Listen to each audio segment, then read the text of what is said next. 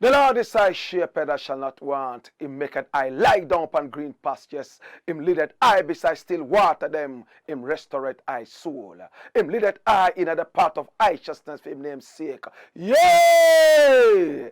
Even though I man walk through the valley of the shadow of death, me can't fear no evil, for thy rod and thy staff, them comforted I and I. Unu prepare a table before I, in the presence of our enemy them. Unu anointed I head with unu oil, me cup runneth over. Surely goodness and mercy I go follow I all the days of I Ivan, and me I go dwell in the house of the Lord God. Joe Kadama we groma be atela e exact beer tanayistalin abashante shante shante shante shante shante shante Kadama we groma be atela e. The name of the Lord is a strong tower, and the righteous run into it and them is safe. Many are the afflictions of the righteous, but Joe shall deliver him from all of them. This is the Black Pot, aka Kukushunamo, where we speak truth to power. Now, in every traditional African home, there is a black pot. And whenever that black pot rests on the fire, we know there is something very sumptuous cooking. Now, what is cooking in the pot? Yes, the black pot today, that is sumptuous. My brother, my sister, all I ask for is the strength of the Almighty Father. And once the road is cleared, it's time for action. Remember, we are in the service of God and country. Remember, we normally don't like to criticize. But if we must criticize, surely we will do. Only for one reason. To develop and not to bring down. This is the Black Pot, a.k.a. Kukushunamo, where we speak truth to power. Now, the very first thing I want to look at today is very, very interesting. Now, have you heard about the fact that the UK is sending back Africans to Rwanda? And this is what I have decided to title, UK sends asylum seekers to Rwanda. Now, my brother, my sister, one of the fastest developing African countries is Rwanda. Remember the war that ransacked the whole of Rwanda? What was called the Rwandan genocide, when Hutus and Tutsis were at each other's necks, slaughtered each other. About 1 million people and over were slaughtered in broad daylight, in the gaping eyes of the world. My brother, my sister, Rwanda has been able to pick up the pieces. Rwanda has been able to move forward. And Rwanda is one of the most envied countries in Africa right now. My brother, my sister, now something interesting is happening. Boris Johnson of the UK, you all know him, don't you? Yes, that is him. The guy with the interesting hairstyle.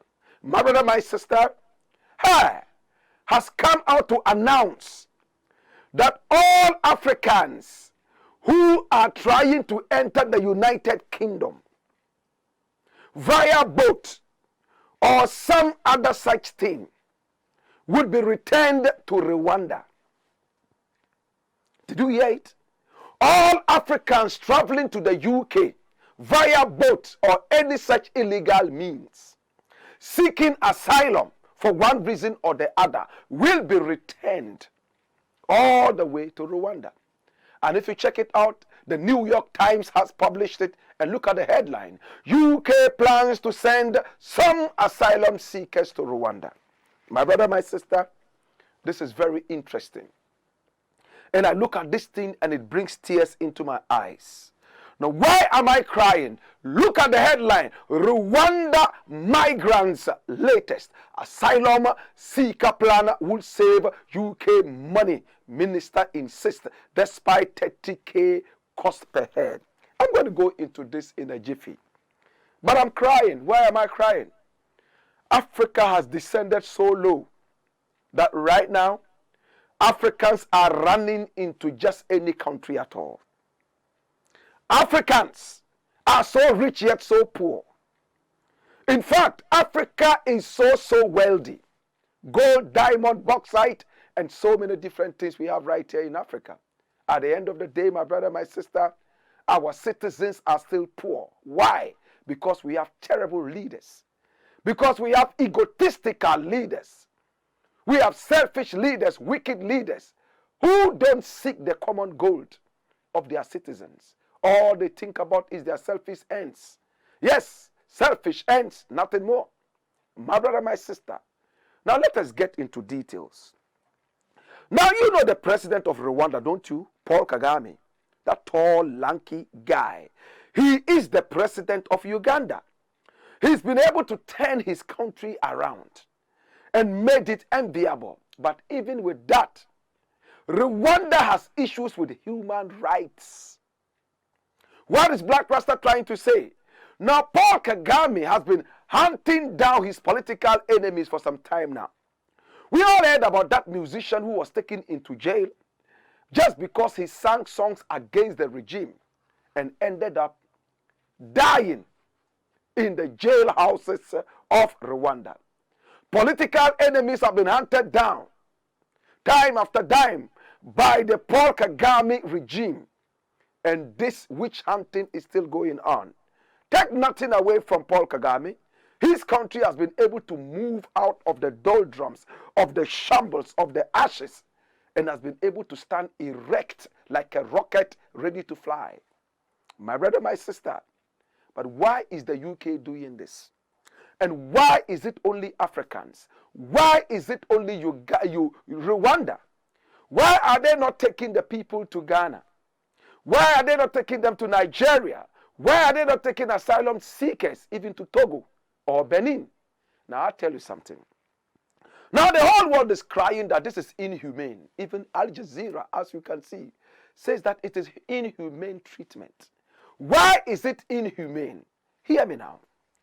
Now when people come by boat or some illegal means into the UK, they are vetted. They find out from them why they are seeking asylum. Is it true that they are seeking asylum? Then they put them in hotels as they prepare to absorb them into the United Kingdom space. They begin by paying for some necessary things at the beginning, and then they make sure that they are absorbed into the system, given jobs and so on and so forth. My brother, my sister. Now the UK is saying that, and this is from the mouth of Boris Johnson. What is he saying? He says that, yes, we actually have a huge appetite to help, but we are limited in terms of the logistics. What it means is that much as we want to help people, we are limited in terms of the money to do so.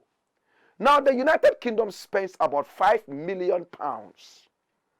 That is about how much? 50 million Ghana cedis taking care of refugees coming from Africa and beyond. And now, as it stands, every taxpayer in the UK pays at least some £20,000 to take care of refugees. Are we not being unfair to the taxpayer in the UK? Now the UK taxpayer is going to pay about £30,000 in order to send refugees back to Africa, specifically Rwanda, about 6,000 kilometers away. Why is this so? Now the UK taxpayer is going to be paying more. But it looks like Boris Johnson and the people of the UK are very, very, very happy about that, because at least the nuisance would have been taken out of their country and be absorbed in another country. especially the country that is in Africa that is ready to absorb these people, and that's Rwanda. Now they are paying about 156 million pounds to Rwanda to be able to take thousands and thousands of refugees. Interestingly, let me break and bust your bubble. All the people who are coming into the UK, apart from the fact that they are going to be vetted, there is going to be a certain plan. And what is that plan? Boris Johnson has made it very, very clear. Now, when you come in seeking asylum, they will find out if you are qualified for the asylum. If you are qualified, they won't take you in the UK. They send you to Rwanda. Now, when they check it out and realize that you don't qualify, see what they are going to do. They will deport you to your country of origin. Are you coming from Nigeria by boat? Are you coming from Togo? Are you coming from the Ivory Coast? They will send you to your country of origin.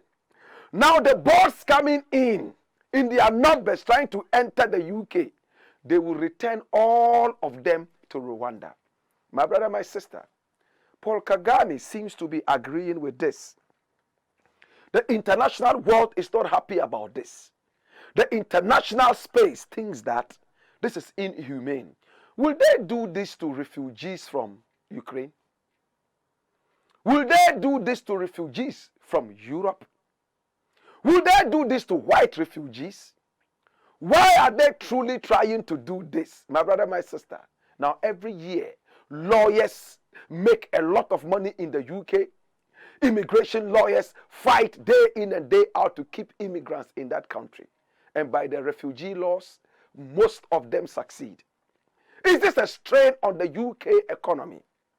Now, are they trying to fight the Africans using race?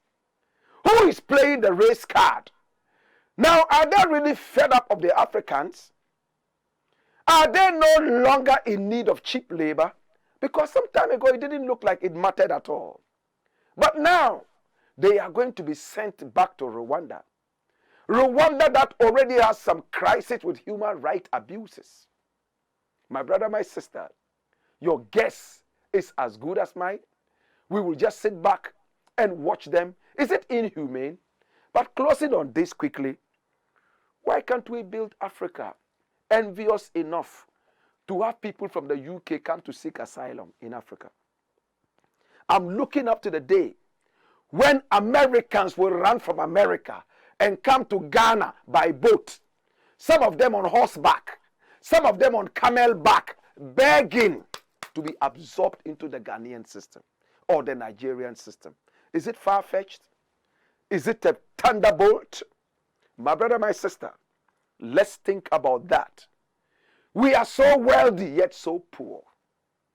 What is the problem with us? Now the international world, including Al Jazeera, has said something very interesting. This is going to even make it worse for immigration in the UK.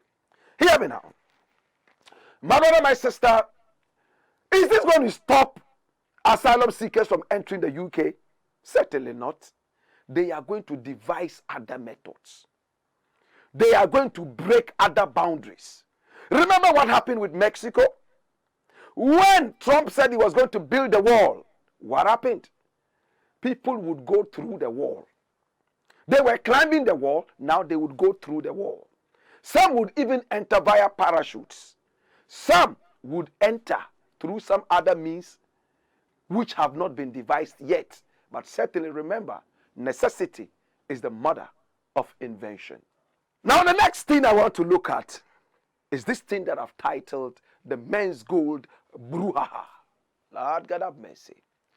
My brother, my sister, we all heard about Menzgold, right? Hey, there was a time a young man came up. Very handsome looking, sleek looking. And who was this guy? Nana Pierre Mensah. People simply called him Nam, and others called him Nam 1. My brother, my sister, he shook the foundations of this country. He was a young man who had the young at heart. My brother, my sister, employed a lot of young men. And when he started his Menzgold business, he was the talk of town. It looked like he had all the money in the world. We saw him sometimes throwing money in traffic. Sometimes he had parties and he threw money from the top floor for people to scavenge on the money and so on and so forth. Now he revolutionized the youth business in Ghana. What does Blakk Rasta mean by that? In fact, he inspired a lot of young men and women to do some kind of business. Hi, he signed on musicians, big musicians who were already making it in this country, and also signed on the underground ones to be able to make meaning out of Ghanaian music. A lot of people applauded him for that. Now, my brother, my sister, number one, as he was told, was the man who founded Menzgold. We heard it was supposed to be called the Men's Bank, but it ended up being called Menzgold. And what was his business? He was selling gold collectibles. People would come and buy those collectibles from him, and if they wanted him to market those things for them, they ended up being marketed, and people came for, value added, whatever it was, month after month. Hey, it was collapsing the banks in Ghana. And the Ghanaian banks and authorities decided to bring some kind of periscope into the Menzgold business. And when they focused deeper, they realized that there were a few lapses. Many would have thought that, okay, well, there are lapses. Can we deal with these lapses? After all, the business has gained grounds. But the authorities ended up closing Menzgold after causing panic amongst the people who were trading with Menzgold. Panic withdrawals hit Menzgold. Nana Pierre Mensah all of a sudden became a villain. People called him a Ponzi man, or better still, a Ponzi schemer. Some also called him all other names, including a scammer.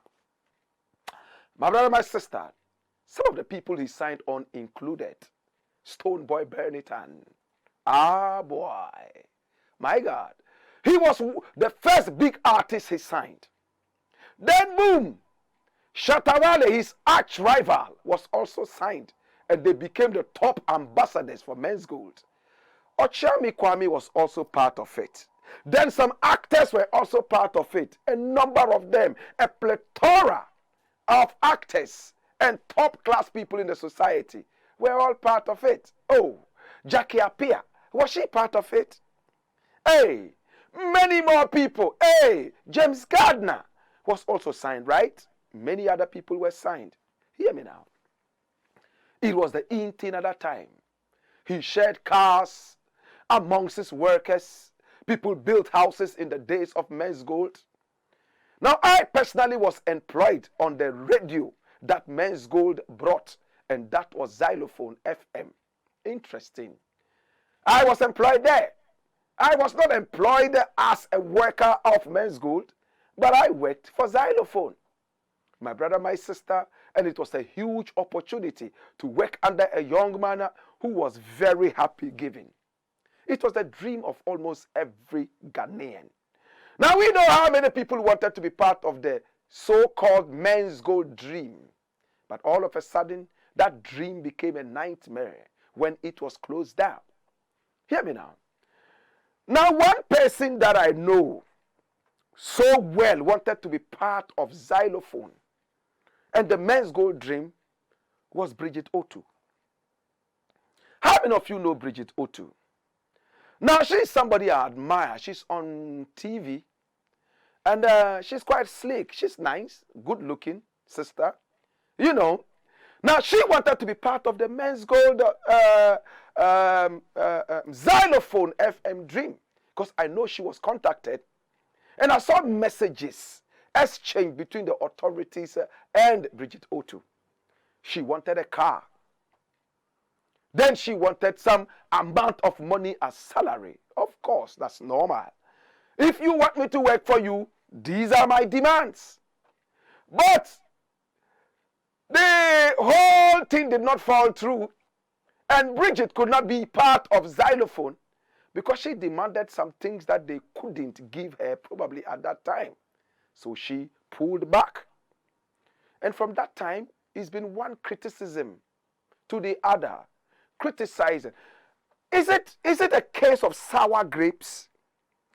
Because I know Bridget, pretty Bridget, wanted to be part of the xylophone dream, the Menzgold dream.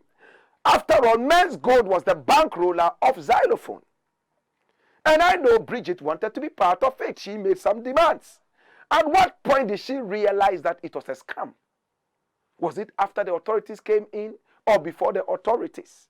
My brother, my sister, early this morning we woke up to some banter between Stonebwoy, who was signed by Menzgold as an ambassador, and Bridget Otoo. Now it started like this. Stonebwoy started advertising some NFT business. You know, they called it some blah blah blockchain, and this was what he wrote, encouraging his fans and some other people to come out and be part of some money-making business. And when he put it up, Bridget Otoo fired back immediately. What did Bridget say? Watch what Bridget said. She was not too happy about it, and she's saying, hey, Stonebwoy, you were an ambassador of Menzgold, and you led people into this scam. Some people even lost their lives. How dare you come back to say that your fans should go and do another thing that is synonymous with Menzgold?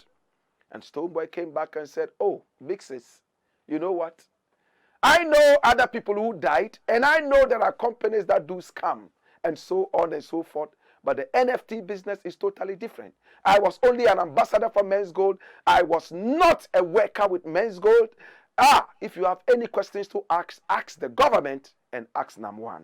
Those are the tweets. I mean, all in all, you will see them in those tweets. That's a summary of what happened. My brother, my sister, yes, we want justice. I love to fight for the people. That's why I like Bridget Otoo. Yes, at what point did we realize that Menzgold was a scam?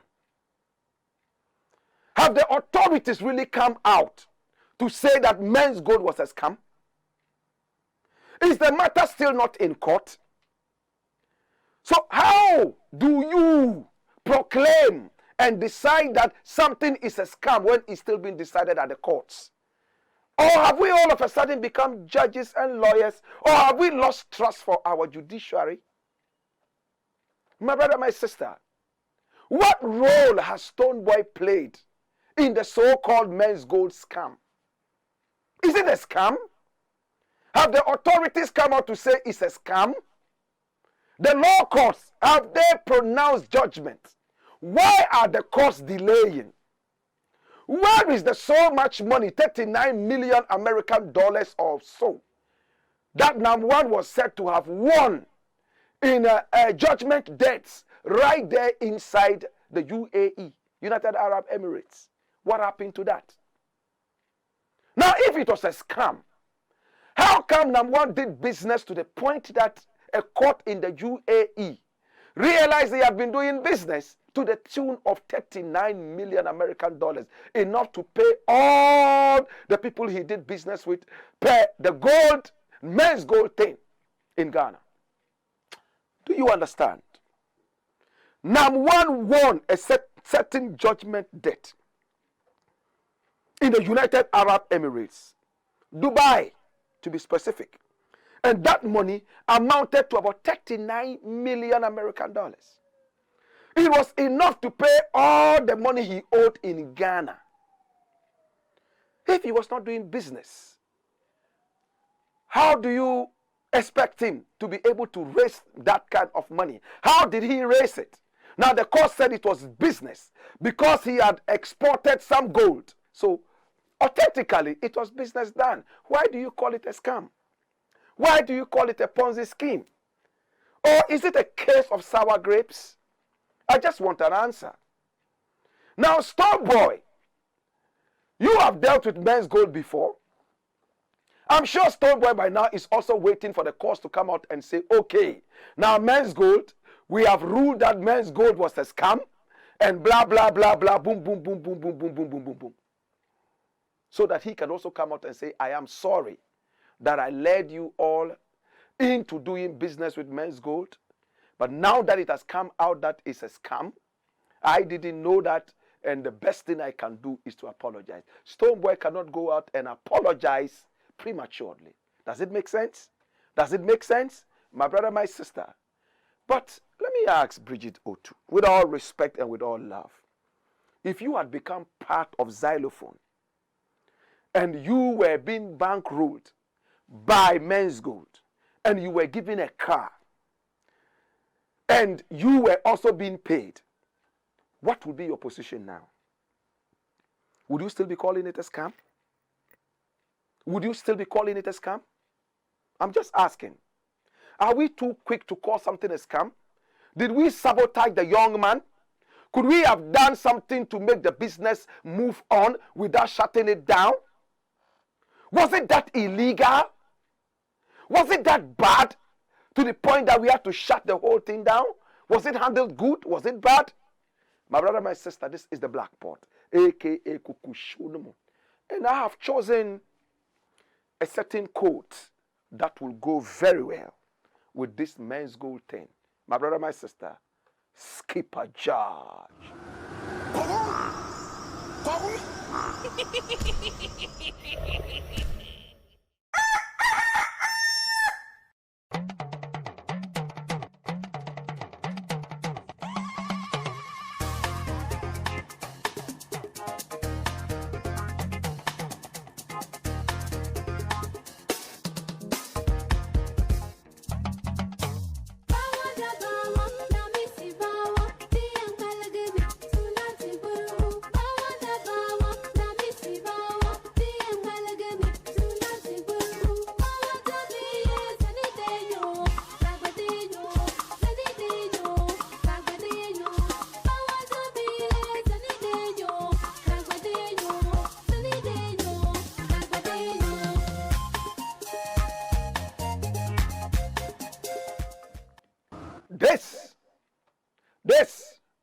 This is the Black Pot, aka Kukushunumo, where we speak truth to power.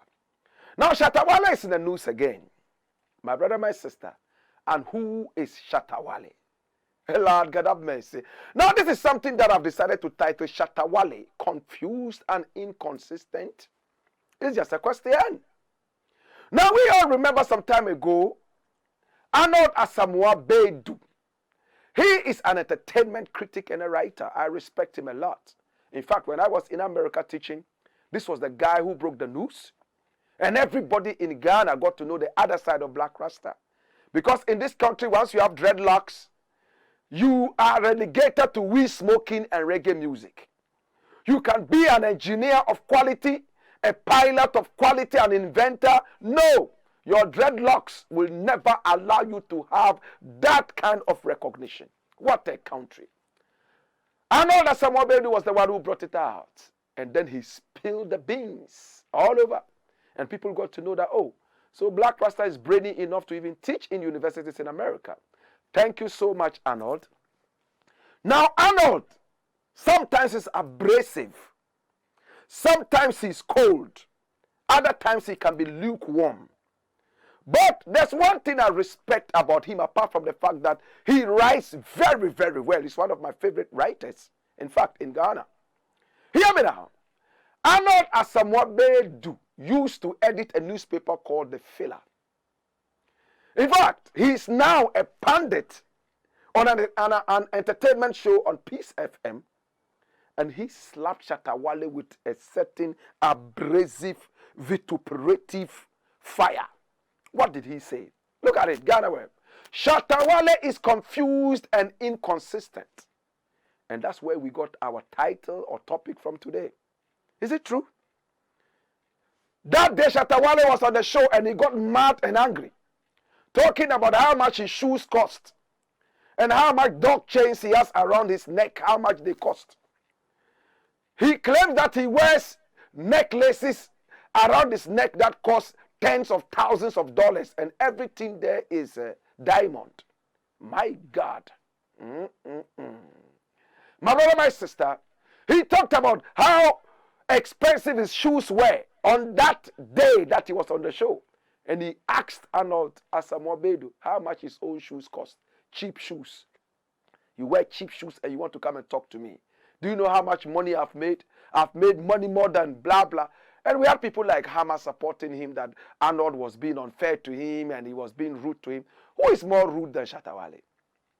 Insult you, it doesn't matter who you are. Insult your father, it doesn't matter who you are. So if he has a bit of his own medicine, what is the problem? But my brother, my sister, let's not get personal and get into the depth of the whole issue. Now Shatta Wale has spoken. You remember when he talked about the Nigerians, our Nigerian brothers. Hey, he went on stage and he started making so much noise. Fuck Nigerians! Because he saw some crowd at the stadium and he felt that he had filled the whole of Wimbledon. And therefore he started shouting, fuck the Nigerians! Fuck Nigerian musicians! Blah, blah, blah. Nigerians don't support our music and blah, blah, blah. Boom, boom, boom, boom. Today, look at the headline. Watch the headline now. He says, let's respect Nigerians for their hard work and stop comparing our lazy lifestyles to theirs. My brother, since when did Shatta Wale realize that we are lazy when it comes to our music? When you were on stage insulting Nigerians, throwing shades and bombing them, and we remember the backlash that came with that, many people said that, oh, this guy is not serious. He's behaving like a junkie. You know why? He says one thing, and then the next day he negates it, and he's only good when it comes to shouting and making noise. In fact, my brother, my sister, watch it. Remember Burna Boy was so angry, and he also said that, hey, I'm coming to Ghana, and when I come, fisticuffs, me and you. Some other Nigerian artists took offense. To God be the glory, it didn't deteriorate into fisticuffs. But the Nigerians are smart guys. I love Nigeria, you know. Hey, Africa without Nigeria is incomplete. Hear me now.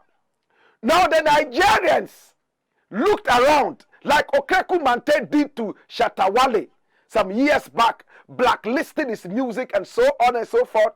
They decided not to blacklist him, but they would throw their support on another person. And what did they do? They picked up a sheriff who was so black, coming all the way from Kumasi, named Blakk Sharif. Jesus have mercy.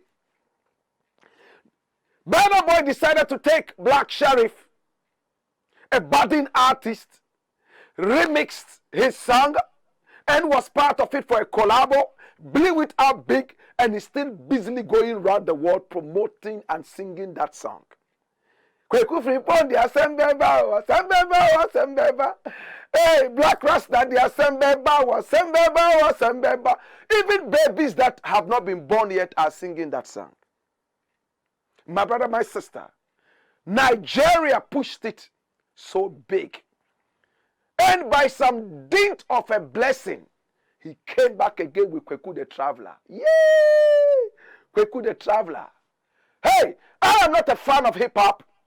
But I see how the ladies are all doing the Kweku the Traveler, whatever challenge, pouring some acid. Is it acid? No. Water or is it ice? I think it's acid.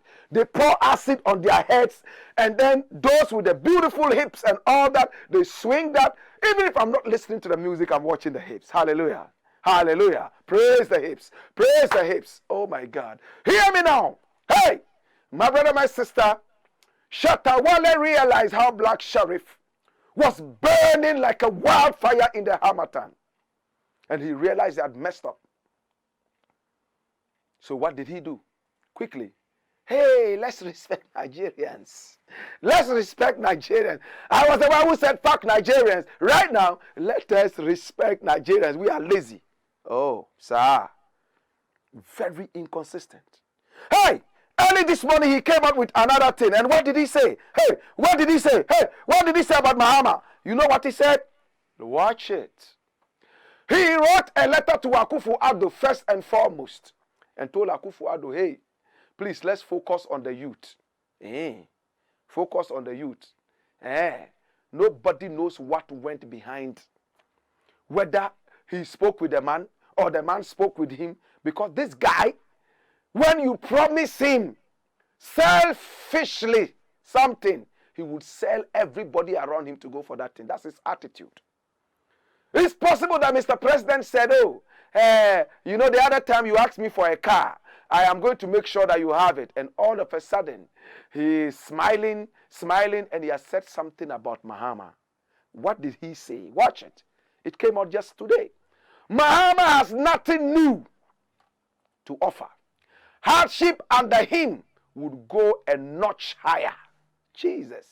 So all of a sudden, he is supporting Nana Akufo-Addo, having thrown tantrums, burned fire on the man, and so on and so forth. Listen, man. Don't be in a hurry to judge Shatta Wale. He's a selfish guy. And I've said it time and again, it's good Ghanaians are beginning to see that side of him. Noise making to frighten people. Because he has a certain fan base, people get frightened by that fan base and let him have his way. But people like Arnold Asamoah Bedu know this. They will not cower to some of these things. And we have known that before creation. Never to cower before a fellow man. Hear me now. Do you all remember when Shatta Wale made the song Mahama Paper? We don't know if it's High Life or it's Agbaja. I don't really know. I'm not a fan of his music. You know that. I've said it time and again. He made that song. He performed for Mahama's re-election. Do you all remember? Mahama did not win. And he complained in the media that he had called Mahama over and over after Mahama had lost. And Mahama was no longer answering his calls. Could it be the reason he got so frustrated now he's throwing his weight around Nana Akufo-Addo? I don't have a problem if a man decides to support whoever they want to support. I don't do that. I don't support politicians. No, sir. If you see me talk about a politician, I'm talking about issues and not personalities. Hear me now. Mahama has nothing new to offer. Hardship under him is going to be great. When you were singing for Mahama, encouraging your fans to vote for him, claiming you were doing business, when you were calling him back door, if he had given you a car or given you whatever, I'm sure by now you would have still gone around him. So the big question is Shatta Wale really confused and inconsistent? What is the answer? Today he's saying this, tomorrow he's saying that, like a junkie. And I said, that's how junkies behave. You know, I'm not saying it's a junkie. I'm just saying that that's how junkies behave. A junkie will come and tell you one thing right now, turns around, comes back and tells you a different thing. They are like chameleons. They change colors at random. My brother, my sister, remember that we have a duty to our fans. We have a duty to Ghana. And our duty is very simple. Ghana first. Do not look at what a man is going to give you and for that matter you sell out. This is a guy who will buy a car for his boys, for being loyal to him for only God knows how long, supporting every foolish thing he does. He buys them a car to reward them for their foolishness. And when the boys start becoming wise and they want to break away, he goes to take back the cars. Ish. Masabokode. Any which way. This is the Black Pot, aka Kukushunomo. Remember to stay away from inconsistent and confused people. Remember that these are chameleons. You can never trust them. Today they support you, tomorrow no. When you have a man like that in your life, in fact, you are in for a disaster. It's a recipe for disaster. To God be the glory. This is the Black Pot. Remember, we are live on Pan-African TV, also live on Ghana Web TV, live on Loud Silence TV. We are also live on our own YouTube page, and that is Black Empire Media. Black Empire Media. Yeah, man. And Black Empire Media is on all the social media platforms. Follow us and, of course, make sure that you subscribe to our channel and then click on the notification. Every day, Monday to Friday at 4 p.m. sharp, we are on. I want to big up Nigeria. I want to big up Sierra Leone. I want to big up Cameroon. We get a lot of messages coming from these countries. And they say, Blakk Rasta, in fact, you are doing what Napoleon couldn't do. This is the Black Pot. Skipper John.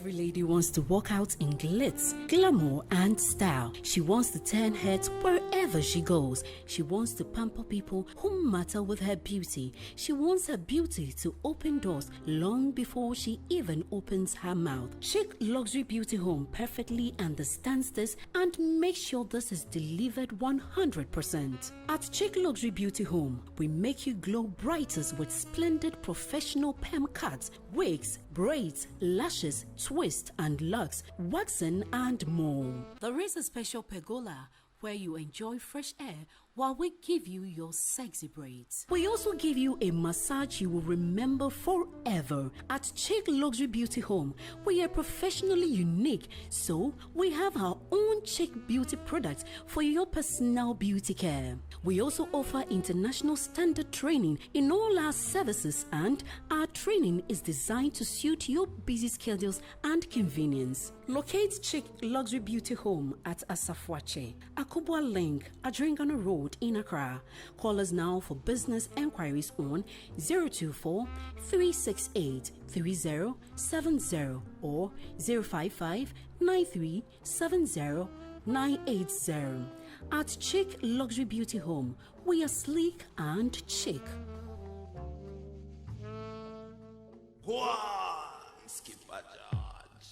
Blackpot, Coco Show, Blackpot, Coco Show. All right. So now everybody's talking about Chic Luxury Home, right? Chic Luxury Beauty Home. Now, if you're a guy and you want your lady to walk out in style, now if you have an interview as a lady and you want to pass that interview, you know that you have to visit Chic Luxury Beauty Home, right? Hey, what do you want? Is it braids? Or you want some beautiful natural twists? Hey, maybe you even want some locks. You want some waxing. You want some lashes. Oh my God. And look, Chic Luxury Beauty Home has its own products. Chic products, yes. Made beautifully for you. So if you are a lady, maybe there is that guy in your area that you want to catch. You like him. He is great. He's wonderful. You don't need to talk. All you need to do is to go to Chic Luxury Beauty Home. And the numbers are on the screen. Perm cards.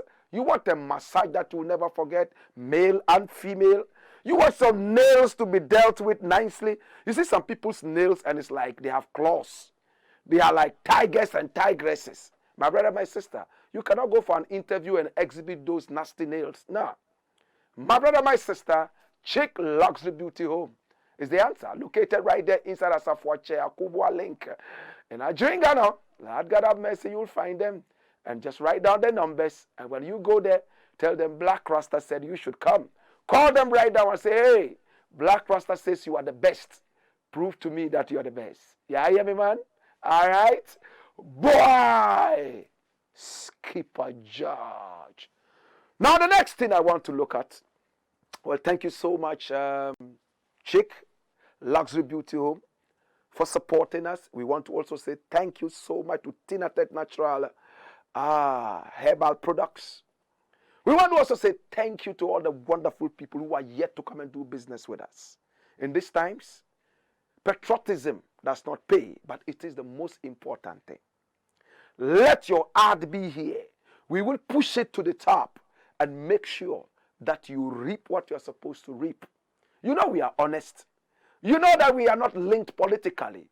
We are only linked patriotically. Jesus. Blakk Rasta, say that again. You know that we are not linked politically. But what? But what? We are linked patriotically. Jesus. You find us where there is patriotism. You will not find us where there is party politics.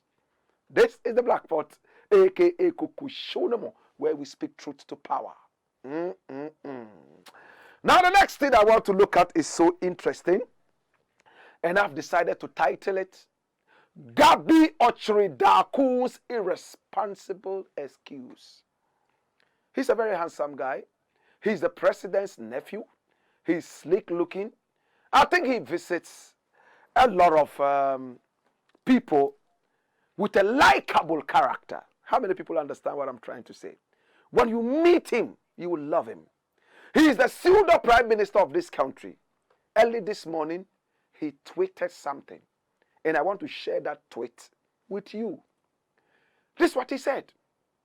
He said, British households have cancelled streaming subscriptions in record numbers as they curb non-essential spending to cope with the cost of living squeeze. Consumers walked away from about 1.5 MN video on demand accounts such as Disney Plus, Apple TV Plus, and now in first quarter alone. Jesus. I apologize for that power trip. That's what he said. British households have cancelled streaming subscriptions in record numbers as they curb non-essential spending to cope with the cost of living squeeze. Consumers walked away, my God. From how much? How much? Oh, God have mercy. Now listen, my brother. This guy exposes his uncle almost every time. Now, Sarah Bruni just came out with so many different allegations. I don't want to go into that. You know why? Because for me, I think there are more important things to look at than somebody's sex in some bedroom somewhere. Yes, our constitution says if the presidency brings into disrepute the character of the president, we can remove him. We live in a country where the president can never be removed except through a coup d'etat. No matter how much the president misbehaves, no matter how much the president steals and is caught, we can't remove any such African president just like that. The ballot box is not enough. Most of the time, it's through the barrel of the gun, which we all don't want to hear about. We have grown beyond that. But hear me, brethren. Listen, British people are running away from cost of living squeeze. So they are cutting away entertainment. But in Ghana, we are cutting away necessities in order to cope with the cost of living massacre. Not a squeeze, it's a massacre. I'm playing with his own words. I am playing with his own words. He says British people are running away in their droves from the cost of living squeeze by cutting away entertainment. Disney World Plus, Cartoon Network. British people realize that no, we don't need this. We need more food. We need this. We need that. So they are cutting away that, and this is news. What GABBY wants to portray or infer is that every country is suffering. That has always been their ostrich excuse for squeezing us and massacring us, my brother, my sister, with their bad leadership. GABBY, answer this. Number one, yes, we are suffering. In this country, we are suffering. We are not suffering from an economic squeeze. We are suffering from an economic massacre. Does your uncle, the president, feel it? What is he also cutting away to cope with the cost of living? Has he cut away his flying? I'm asking. Hey, you are saying British people have cut away entertainment. Your fat-bellied uncle is still flying in the skies and enjoying the entertainment in there with the birds and other things. It's an insult to us as a people. If the British people can cut away entertainment, they whose economy is 1 million times better than us, they, when COVID came, they paid people to sit at home. But with us, how much did we deal with COVID? My brother, my sister, in England, when COVID-19 hit, people got checks for free. Did you give us checks in this country? Hey, did you give us checks? People got paychecks for free. If today, their economy, they have realized that there's a squeeze, and they are cutting away entertainment. Entertainment can be considered luxury. Have you studied some economics? Hey, Disney Plus. Disney Plus, is that a necessity? That is certainly not a necessity. But in Ghana, we have run away from eating fufu without Kobe to eating gari with Kita schoolboys. In Ghana, we have run away, my brother, my sister, from eating 3 times a day to eating once a day. And even the ones that we eat, my brother, is face the wall with no fish. I don't know what kind of nutrient is in face the wall, kokonte. People who used to eat pizza are now eating gobe. I'm saying that people who used to go to big restaurants and eat different things, today they are eating kokonte. The price of kenke has increased. The poor people who were depending on kenke for their survival are all dead now. A lot of them have become armed robbers. The rich man who used to eat pizza, I told you, is now eating what? Gobe. Oh, Jesus. Hey, you see Gabby them? These people them wicked past everything. Them know they care what they happen for this country. These be the people with them a house, they get like 30 air conditioners. These be people with them a money. My brother, my sister, if you check it out, it be like it be them, they print the money self. So when poor people are suffering, they make a mockery of us. Posterity will judge all of you one after the other. Judge you so harshly. I'm going to close.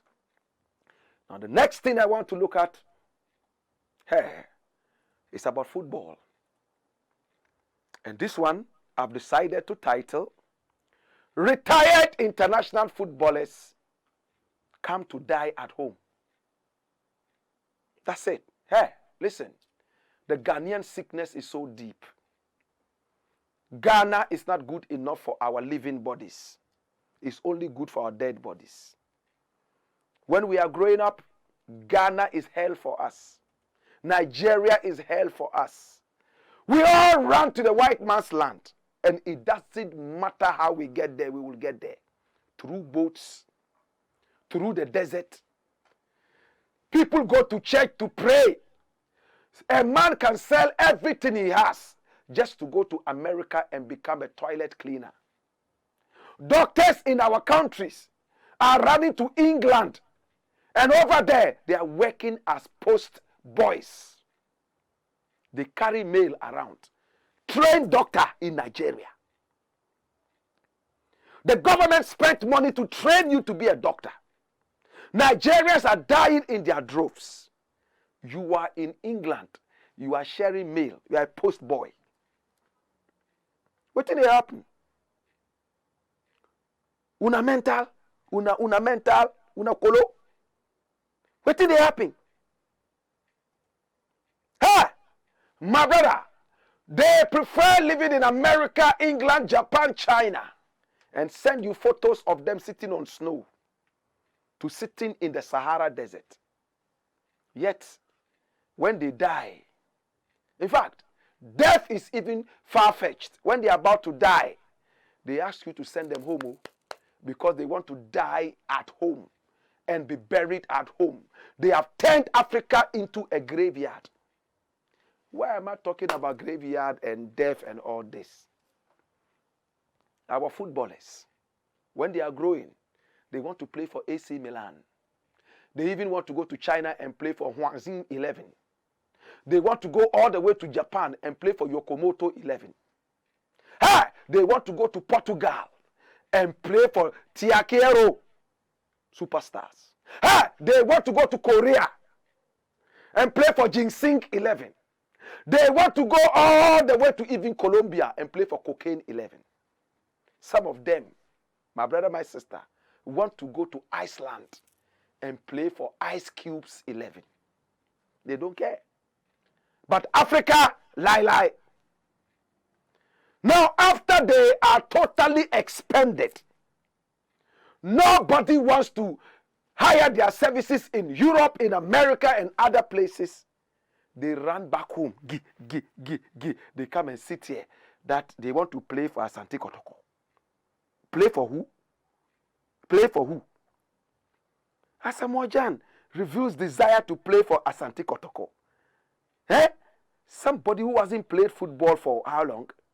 Somebody that everybody says is old. In their prime, Ghana is not good for Asante Kotoko. Is a baby.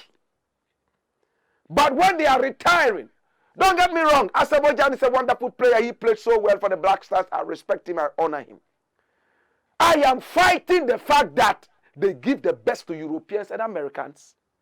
And when they are dying in their career, this is where they want to be buried. Look at this. I am here to retire Asamoah Gyan on not playing competitive football. Can you say this in Europe? If this guy was playing for AC Milan, would he say, I'm here to retire? No. He would say, I'm in topmost form. You are here to retire. It means you are almost retiring, if not retired. Which team in Europe would have Asamoah Gyan play for them? Would AC Milan have them? Would Manchester United have them? Arsenal? I don't know those teams, but I believe that if Asamoah Gyan goes to say that he's going to play for Arsenal or even the 10th division of a Chinese league, they would say he's mad.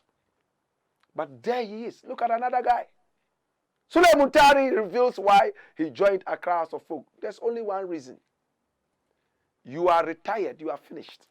So you are coming to play for. I mean, I respect these guys. I don't want to get too personal. These guys played so well for the Black Stars. I love them. I respect them. When I meet them, I hug them and say, you did so well. But why do we have the penchant of benching our local players and always honoring those who play in the foreign leagues? That is why we will never have any respect for our local commodities until the white man puts an endorsement stamp on them. And when the white man rejects them, it takes us time to understand why the white man rejected them. So we will still take them in our top teams. How many people think I'm making sense? And how many people think that I am not making sense?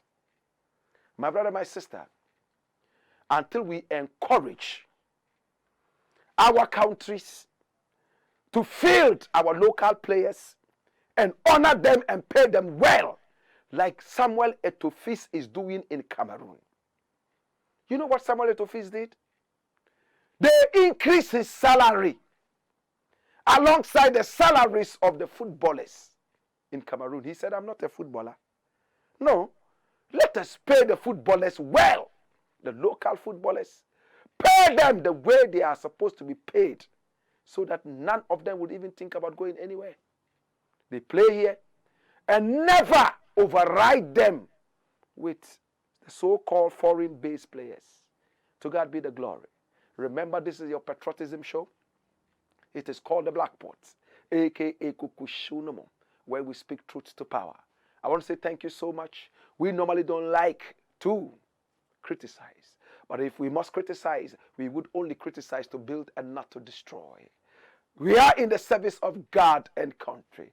To God be the glory. Let's all come together and be patriotic. Patriotism is the only way out for Africa, nothing more. If we are patriotic, we would not need employment. If we are patriotic, we will not cry that we don't have good leaders. Until then, boy, skip a job.